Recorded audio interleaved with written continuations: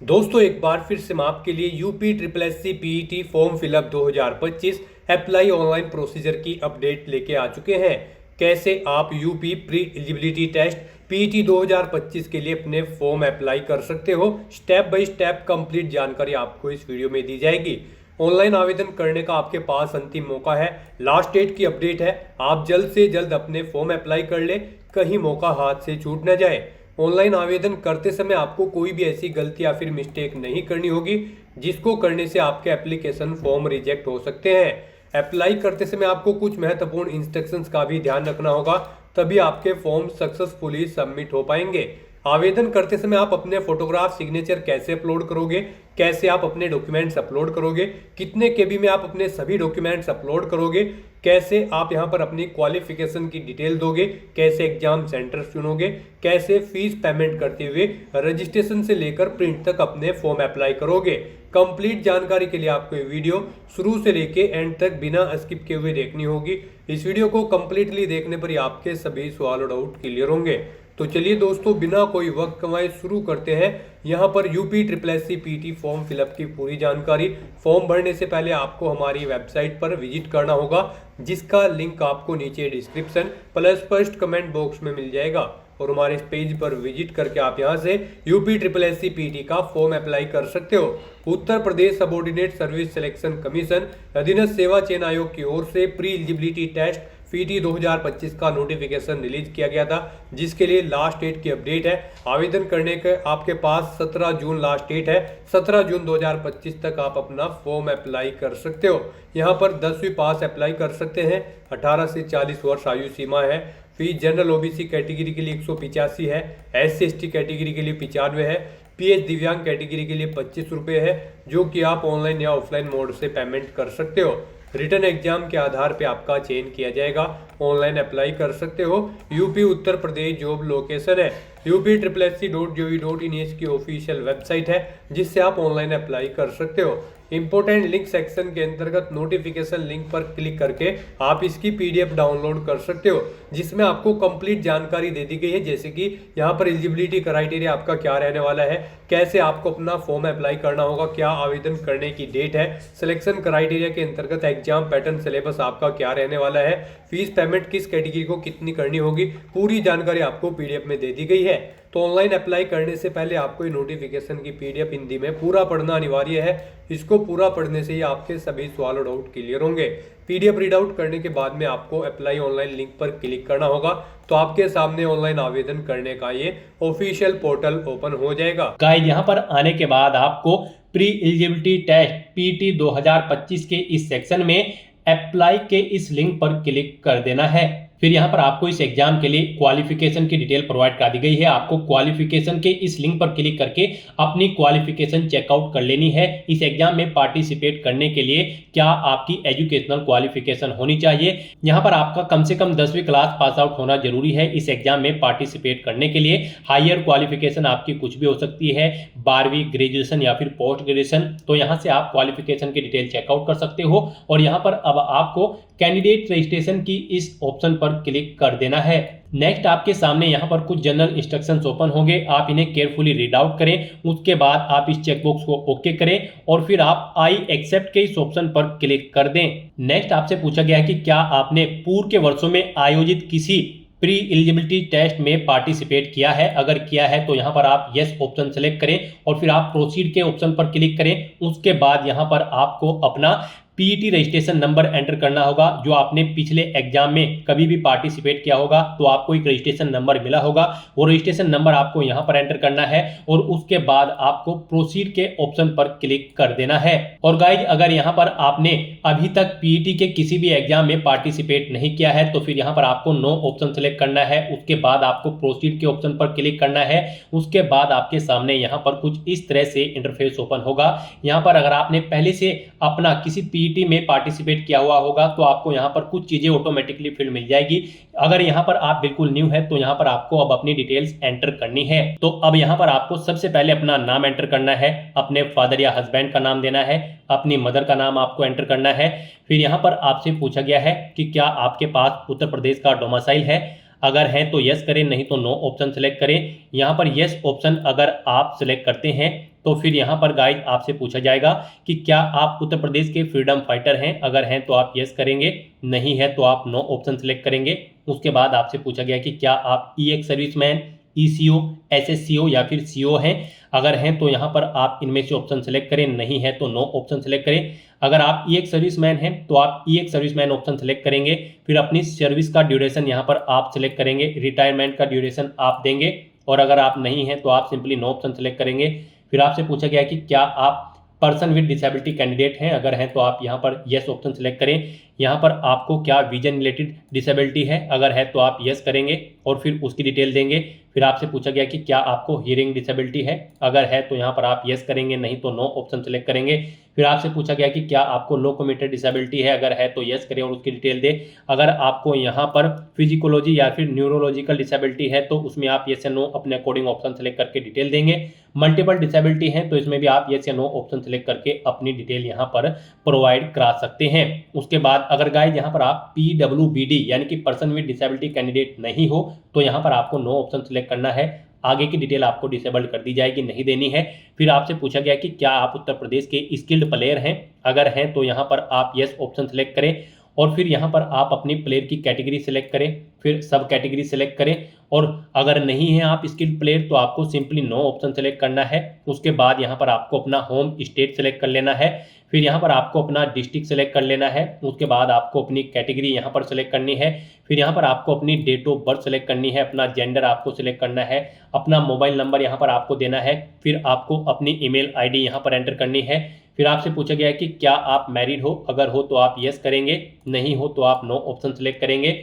फिर यहाँ पर आपको अपनी एम्प्लॉयमेंट डिटेल देनी है। यहाँ पर अगर आप उत्तर प्रदेश के एम्प्लॉय हैं तो वो ऑप्शन सेलेक्ट करें, एक्स एम्प्लॉय हैं उत्तर प्रदेश के तो वो ऑप्शन सेलेक्ट करें, नहीं है आप एम्प्लॉय तो आपको नॉट एन एम्प्लॉय का ऑप्शन सेलेक्ट कर लेना है। उसके बाद यहाँ पर आप अगर एज में रिलेक्शन चाहते हैं तो यस ऑप्शन सेलेक्ट करें और फिर यहाँ पर आप अपना एज रिलेक्शन ग्राउंड सेलेक्ट करें। आप गवर्नमेंट के अंडर आते हैं या फिर कोर्ट ऑर्डर या फिर सेवा नियमावली या फिर किसी अन्य रीजन से आप एज में रिलेक्शन चाहते हैं तो उसे यहाँ पर आपको स्पेसिफाई करना होगा। और अगर नहीं चाहते हैं आप एज में रिलेक्शन तो यहाँ पर आपको नो ऑप्शन सेलेक्ट कर लेना है।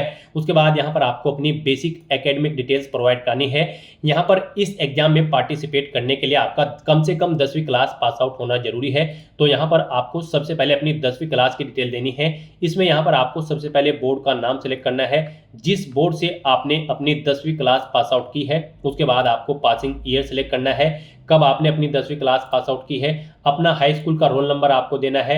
यहाँ पर आपका जो रिजल्ट आया है वो परसेंटेज सिस्टम में है या फिर ग्रेडिंग सिस्टम में, आप अपने अकॉर्डिंग ऑप्शन सेलेक्ट करें। परसेंटेज में अगर है तो फिर आपने कितने मार्क्स ऑब्टेन किए हैं वो यहाँ पर आप एंटर करें। टोटल कितने मार्क्स थे जिसमें से आपने मार्क्स ऑब्टेन किए हैं वो यहाँ पर आप एंटर करें। और फिर यहाँ पर आपसे पूछा गया कि क्या आपने अपनी 12वीं क्लास भी कंप्लीट कर ली है तो आप इस चेकबॉक्स को ओके करेंगे, बोर्ड का नाम सेलेक्ट करेंगे जिससे आपने अपनी 12वीं क्लास पास आउट की है। फिर यहाँ पर आपको पासिंग ईयर सेलेक्ट करना है, अपना 12वीं का रोल नंबर देना है, आपका रिजल्ट परसेंटेज में था या फिर ग्रेड में, आप अपने अकॉर्डिंग ऑप्शन सेलेक्ट करें। फिर यहाँ पर कितने मार्क्स आपने ऑब्टेन किए हैं वो आप एंटर करें। टोटल कितने मार्क्स थे जिसमें से आपने मार्क्स ऑब्टेन किए हैं वो आप एंटर करें। इस तरह से अपनी बेसिक एकेडमिक डिटेल्स आपको यहाँ पर फिल कर देनी है। उसके बाद यहाँ पर अगर आपने कोई एडिशनल क्वालिफिकेशन कर रखी है तो अब यहाँ पर आपको अपनी एडिशनल एकेडमिक डिटेल देनी है। यानी कि अगर आपने ग्रेजुएशन कर रखी है तो आप उसकी डिटेल प्रोवाइड करा सकते हैं, पोस्ट ग्रेजुएशन कर रखी है तो उसकी डिटेल यहाँ पर आप प्रोवाइड करा सकते हैं, ये ऑप्शनल है। अगर आपने की हुई है तो उनकी डिटेल दें, नहीं की हुई है तो आप इस सेक्शन को खाली छोड़ सकते हैं। यहाँ पर ग्रेजुएशन में आपसे पूछा गया है क्या आपने अपनी ग्रेजुएशन कर ली है या इसके समकक्ष कोई डिग्री, तो आपको यहाँ पर यस ऑप्शन सेलेक्ट करना है अगर आपने ग्रेजुएशन कर रखी है। फिर यहाँ पर आपको बोर्ड, इंस्टीट्यूट या फिर यूनिवर्सिटी का नाम देना है जिससे आपने अपनी ग्रेजुएशन या फिर पोस्ट ग्रेजुएशन कंप्लीट कर रखी है। पासिंग ईयर यहाँ पर आपको सिलेक्ट करना है अपनी ग्रेजुएशन का या फिर पोस्ट ग्रेजुएशन का। फिर यहाँ पर आपको अपना रोल नंबर एंटर करना है और फिर आपका जो सर्टिफिकेट है आपका वो आपको कब इशू हुआ है वो डेट आपको सेलेक्ट कर लेनी है। यानी कि रिजल्ट आपको कब इशू हुआ है वो डेट आपको सेलेक्ट कर लेनी है। फिर यहाँ पर आपको बताना है आपका जो रिजल्ट है वो परसेंटेज में था या फिर ग्रेड में, आप अपने अकॉर्डिंग ऑप्शन सेलेक्ट करें। परसेंटेज में अगर है तो आपने कितने मार्क्स ऑब्टेन किए हैं वो आप एंटर करें, टोटल कितने मार्क्स थे वो यहाँ पर आप एंटर करें। इस तरह से यहाँ पर आपको अपनी ग्रेजुएशन या फिर पोस्ट ग्रेजुएशन की डिटेल प्रोवाइड करा देनी है। और अगर आपने नहीं कर रखी है तो बस सिंपली यहाँ पर आपको नो ऑप्शन सेलेक्ट करना होगा और उसके बाद गाइज आपको ये कैप्चा कोड यहाँ पर एंटर करना है और फिर आपको सबमिट के इस ऑप्शन पर क्लिक कर देना है। नेक्स्ट आपने पीछे जो डिटेल प्रोवाइड कराई है उसका पूरा प्रीव्यू आपको शो कर दिया गया है। यहाँ पर आपका रजिस्ट्रेशन कंप्लीट हो चुका है, आपको एक रजिस्ट्रेशन नंबर प्रोवाइड करा दिया गया है। ये रजिस्ट्रेशन नंबर आपके रजिस्टर्ड मोबाइल नंबर और ईमेल आईडी पर भी सबमिट कर दिया गया है। आपको इसे केयरफुली नोट डाउन करके रख लेना है फ्यूचर यूज के लिए। और यहाँ पर गाइज अब आपको click here to proceed for photo and signature के इस ऑप्शन पर क्लिक करना है। अब यहाँ पर आपको अपना फोटो और सिग्नेचर अपलोड करने हैं। गाइज यहाँ पर आपको दी गई गाइडलाइंस के अकॉर्डिंग अपना फोटो और सिग्नेचर अपलोड करने हैं, अदरवाइज यहाँ पर आपका एप्लीकेशन फॉर्म रिजेक्ट हो सकता है। यहाँ पर आपका जो फोटो होगा उसकी विड्थ 3.5 सेंटीमीटर, हाइट 4.5 सेंटीमीटर होनी चाहिए और जो आपके सिग्नेचर होंगे यहाँ पर उसकी विड्थ 3.5 सेंटीमीटर और हाइट उसकी 1.5 सेंटीमीटर होनी चाहिए। यहाँ पर आपका जो फोटो होगा वो 50 KB से 100 KB के बीच में होना चाहिए और जो आपके सिग्नेचर होंगे वो 30 KB से 50 KB के बीच में होने चाहिए और यहाँ पर ये JPG या फिर JPEG फॉर्मेट में होने चाहिए। गाइस यहाँ पर अगर आपका फोटो या सिग्नेचर छोटे या फिर बड़े हैं और आप उनके साइज को कम या ज़्यादा करना चाहते हैं तो आप गूगल में जाएं, वहाँ पर टाइप करें इमेज रिसाइजर, आपके सामने मल्टीपल ऑनलाइन वेबसाइट ओपन होगी, वहाँ पर आप अपना फोटो या सिग्नेचर अपलोड करें और उसे अपनी रिक्वायरमेंट के अकॉर्डिंग साइज को सेट कर लें और फिर यहाँ पर आप उसे अपलोड कर दें। यहाँ पर आपके जो सिग्नेचर होंगे वो आपको हिंदी और इंग्लिश दोनों में कुछ इस तरह से करने हैं और फिर आपको अपनी फाइल यहाँ पर अपलोड करनी है। ये आपको सैंपल दिया गया है, इस तरह से यहाँ पर आपको अपने सिग्नेचर क्रिएट करने हैं और फिर आपको अपने सिग्नेचर की फाइल यहाँ पर आपको अपलोड करनी है। तो यहाँ पर अपना फोटो सिग्नेचर अपलोड करने के लिए आपको सेलेक्ट फोटो के ऑप्शन पर क्लिक करना है, फोटो को सिलेक्ट कर लेना है और उसे यहाँ पर आपको अपलोड कर देना है। ऐसे ही यहाँ पर आपको सेलेक्ट सिग्नेचर के ऑप्शन पर क्लिक करना है और अपने सिग्नेचर की फाइल को सिलेक्ट करके उसे भी यहाँ पर आपको अपलोड कर देना है। तो इस तरह से यहाँ पर आपको अपना फोटो और सिग्नेचर अपलोड करने के बाद फिर कंटिन्यू के इस ऑप्शन पर क्लिक कर देना है।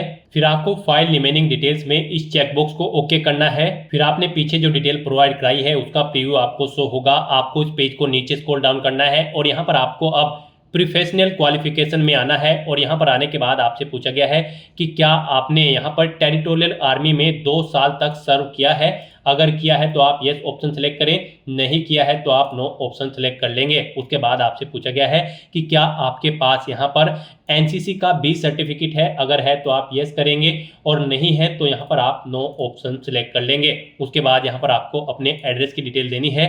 यहाँ पर अगर आपको सबसे पहले अपना परमानेंट एड्रेस देना है, इसमें आपको अपना नाम देना है, अपना हाउस नंबर देना है, अपना स्ट्रीट नंबर देना है, अपनी लोकेलिटी यहाँ पर देनी है, स्टेट का नाम आपको ऑटोमेटिकली सिलेक्ट मिल जाएगा। फिर आपको अपना डिस्ट्रिक्ट यहाँ पर सिलेक्ट कर लेना है, पिन कोड देना है और उसके बाद यहाँ पर आपको अपना कोरोस्पोंडेंस मेलिंग एड्रेस देना है। और अगर आपका कोरोस्पोंडेंस एड्रेस आपके परमानेंट एड्रेस के अकॉर्डिंग सेम है तो यहाँ पर आप इस चेकबॉक्स को ओके करेंगे, ऑटोमेटिकली आपका कोरोस्पोंडेंस एड्रेस आपके परमानेंट एड्रेस के अकॉर्डिंग फिल हो जाएगा। उसके बाद आपको इस पेज को नीचे स्क्रॉल डाउन करना है और फिर यहाँ पर आपको डिक्लेरेशन सेगमेंट में आकर यहाँ पर आपको यस ऑप्शन सेलेक्ट करना है कि आप एक्सेप्ट करते हैं ऊपर के सभी डिक्लेरेशन जो टर्म्स एंड कंडीशन है। तो यहाँ पर आपको यस ऑप्शन सेलेक्ट करना है। उसके बाद आपको यहाँ पर प्रीव्यू के इस ऑप्शन पर क्लिक करके अपने एप्लीकेशन फॉर्म का प्रीव्यू चेकआउट कर लेना है। फिर यहाँ पर आपको आपके एप्लीकेशन फॉर्म का पूरा प्रीव्यू शो कर दिया गया है। आपको सभी डिटेल्स केयरफुली चेकआउट करनी है।